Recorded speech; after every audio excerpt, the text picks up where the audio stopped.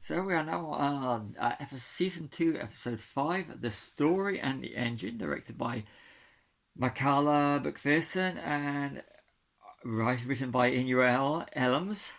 And Shutri Gathra and Varada Sethu are, Yeah. so you know what this is. Right from the start, spoilers era in full effect. They are So indeed. spoilers, countdown 5, 4, 3, 2, 1. If you have not watched it and you have not switched off, this is on you, not on us. We've Yeah. warned you. Spoilers are in effect. Over to Indeed. you with what you thought before I got my notes. I really enjoyed it actually. It was nice to see the culture and stuff. Yeah. It was good. I just really enjoyed it. So yeah, I'm gonna go through my notes that I've written in order of it. Notes, Yeah. actually. So if you're watching Bad Movie Monday, you know this is reverse of that. Check it out on our little thing. So Acceptance and Prejudice. So Yeah. I thought that was an interesting thing to start with. Highly original, very original. One of the more original Doctor Who episodes. It really was. Yeah.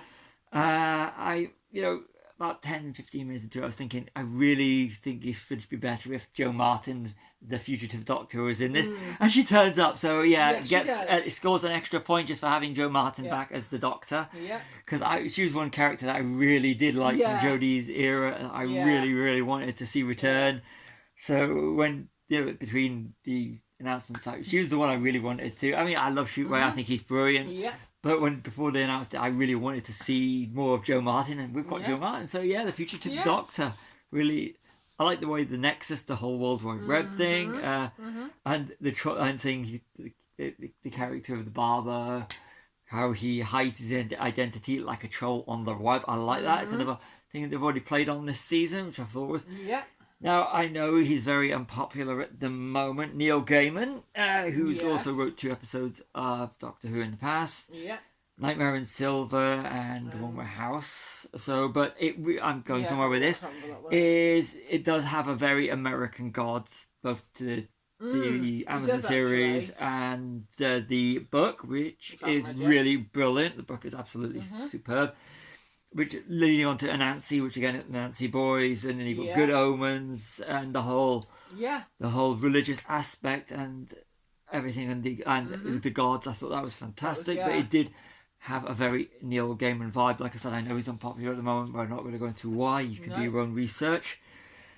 But so I did like that because I know, like I said, it's unpopular. I do like his work. America. I mean, to face fact, if you watch this, if you're watching this, you've probably watched Good Omens with David Tennant. Yep. So I really like that, and the ending, the forgiveness, hurt people, which what Abby says, which I thought was absolutely fantastic. I like the cultural aspects of it. I thought it was very cleverly done. I thought like I said, it literally for me ticked every box for a good Doctor Who episode, and I like ones that are going to. I like something that's going to. I really, ever since Supergirl and the Dreamer character, I've always been a very big fan of when you can literally address prejudice with and the whole inclusion thing. I really like that, and I really always like that with shows, and I think science fiction and fantasy does it better than anything.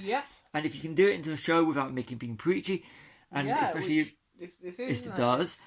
And I like it when shows that, and like I said, in Supergirl, I'm going to say it was season 4 when they introduced Jima. They did a whole arc, which was, shows that aimed at children, which got adult audiences, which you can actually, if you've got people that are prejudiced out there, and you're young, you can actually inform your own opinion, and this is just going to show you that we're all the same. And if you're in science fiction, we are all the same. And that's one of the beauties of always been about science fiction and fantasy. Is it's always been inclusive, and to actually have it at a time which was needed. This is the kind of episode that I really think that is needed at this point.